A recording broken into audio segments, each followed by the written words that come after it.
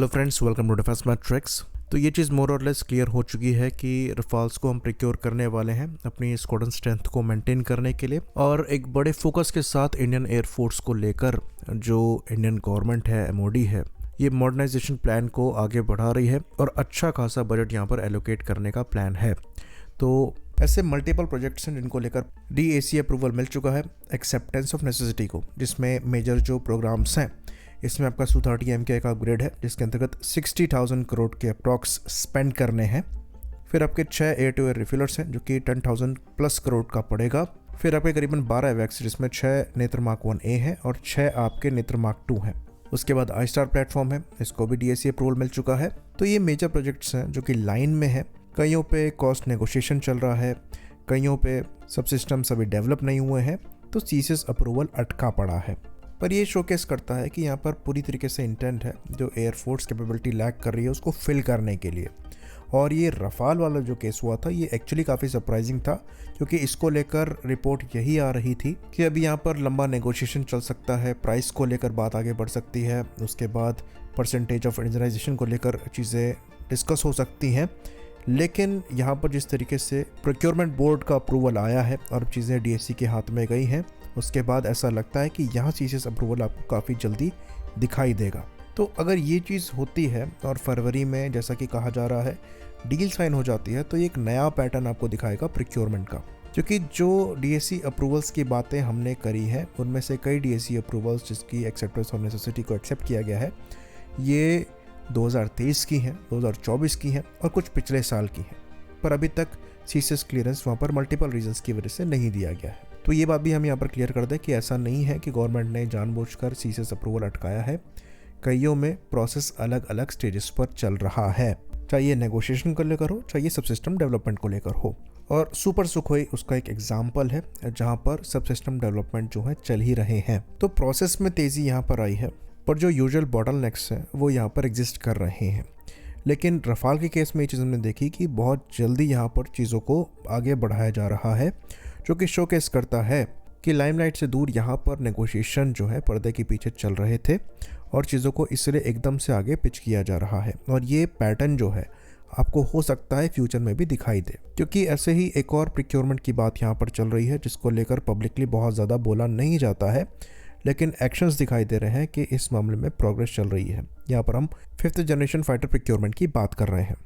तो ये चीज़ सुखोई के साइड से भी इंडिकेट करी गई है कि वो Su-57 को पुश कर रहे हैं। उन्होंने इंडिया में आकर सर्वे किया है कि क्या ऑलरेडी एग्जिस्टिंग प्रोडक्शन 9 सेल प्लेटफॉर्म्स को प्रोड्यूस किया जा सकता है और रिपोर्ट सबमिट करी है। वहीं पर अमेरिका की साइड से F-35 को लेकर डायरेक्टली पिच किया जा रहा है। इवन उनके प्रेसिडेंट द्वारा तक ये स्टेट किया गया है। इवन हमारे डिफेंस सेक्रेटरी द्वारा भी ये चीज़ एक्नॉलेज करी गई है, पर उन्होंने अभी तक जो प्रोग्रेस हो रही है उसको इनफॉर्मल टॉक्स बताया है। तो ये सिमिलर पैटर्न 114 रफाल को लेकर भी नज़र आ रहा था, जहां पर शुरुआत से ही जब से MRFA की चर्चा हो रही है तब से एडिशनल रफाल लेने की बात चल रही थी, लेकिन पब्लिकली उसको एक्नॉलेज नहीं किया जा रहा था। तो क्योंकि पाकिस्तान द्वारा 5th जनरेशन J-35 लिए जाने हैं, तो अच्छे खासे चांसेस यहाँ पर नज़र आते हैं कि इंडिया द्वारा 5th जनरेशन प्लेटफॉर्म को as a stop gap acquire किया जाए। यहाँ पर नंबर्स 3 से 4 स्क्वाड्रन भी हो सकते हैं या उससे ज़्यादा भी हो सकते हैं। ये चीज़ मीडिया में भी आ रखी है, तो ये रियल पॉसिबिलिटी है। और यहाँ पर Su-57 को एक स्ट्रॉन्ग कंटेंडर की तरह देखा जा रहा है।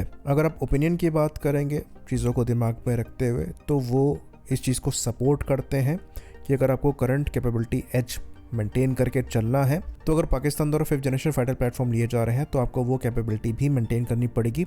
और क्योंकि आपका आम का जो है ये ऑलमोस्ट 10 साल दूर है, इसलिए यहाँ पर सेंस बनाता है कि स्टॉप गैप के लिए आप 5th जनरेशन फाइटर प्लेटफॉर्म को लें। ये प्रैक्टिकल पर्पस के लिए है। लेकिन जो बड़ा सवाल यहाँ पर है वो बजट है, क्योंकि रफाल डील में आप अच्छा खासा पैसा लगा रहे हैं और ये पैसा आपका कई सालों के लिए लॉक हो रहा है। तो उसके साथ आपके मल्टीपल DAC अप्रूवल जो है दिए जा चुके हैं, जिनके लिए आपको CCS अप्रूवल देकर फंड्स रिलीज करने हैं। तो अच्छा खासा पैसा अभी आप यहाँ पर स्पेंड करने वाले हैं और डिफेंस बजट डेफिनेटली आपको बढ़ाना पड़ेगा, उसके बिना नहीं होगा। और अगर उसके बाद भी आप 5th जनरेशन फाइटर प्लेटफॉर्म की परचेज को मैनेज कर पा रहे हैं तो ये बहुत अच्छी चीज़ है। ये चीज़ हमने पहले भी कही कि इंडिया की जो कंडीशन है हमें पैरेलल अप्रोच लेकर चलना पड़ेगा। प्रेजेंट रिक्वायरमेंट को फिल करने के लिए आपको कैपेबिलिटी मेंटेन करनी पड़ेगी, जिसके अंतर्गत इंपोर्ट एक ऑप्शन है जहाँ पर आप हाईली कस्टमाइज्ड इंपोर्ट कर पाएँ जो कि आपको लॉन्ग टर्म सस्टेनमेंट के लिए हेल्प करे। साथ में जो आपके डोमेस्टिक प्रोग्राम्स है जैसे कि तेजस मार्क 2 के हो गए, आमका के हो गए, उनको भी प्रॉपर सपोर्ट ज़रूरी है ताकि वो आपका फ्यूचर सिक्योर कर सकें। लेकिन इस चीज़ के लिए आपको अच्छा खासा पैसा चाहिए। अगर आपके पास है तो इंपोर्ट से कोई परेशानी नहीं है, लेकिन अगर केस ये है कि आप वो पैसा इंपोर्ट में ही खर्च कर रहे हैं और आपका डोमेस्टिक प्रोग्राम स्ट्रगल कर रहा है, तो फ्यूचर वहाँ पर कॉम्प्रोमाइज़ हो रहा है, जो प्रॉब्लमेटिक हो सकता है। अच्छी चीज़ ये है कि गवर्नमेंट ने अभी तक पॉजिटिव इंटेंट दिखाए हैं और कई डोमेस्टिक प्रोग्राम्स में पुश देखने को मिला है। जैसे कि तेजस मार्क 1 की जो डील हुई है ये भी बहुत जल्दी अप्रूव करके साइन करी गई है। खाली ये रफाल डील के लिए केस नहीं है, इवन LCH की डील भी हमने साइन करी है जिसके अंतर्गत 150 लाइट कॉम्बैट हेलीकॉप्टर हम ले रहे हैं। तो ये इंडिकेट करता है कि हम सही डायरेक्शन में आगे बढ़ना स्टार्ट कर चुके हैं और गवर्नमेंट का इंटेंट यहाँ पर क्लियर है। इसलिए इस साल आपको काफ़ी मेजर अप्रूवल्स जो हैं वो एयरफोर्स के लिए स्पेसिफिकली मिलेंगे और इसमें 5th जनरेशन फाइटर प्लेटफॉर्म भी हो सकता है। आई होप इन्फॉर्मेशन यहाँ पर क्लियर रही हो। इसी बात पर इस वीडियो को हम ख़त्म करेंगे। लाइक करिए, सब्सक्राइब करिए। जय हिंद।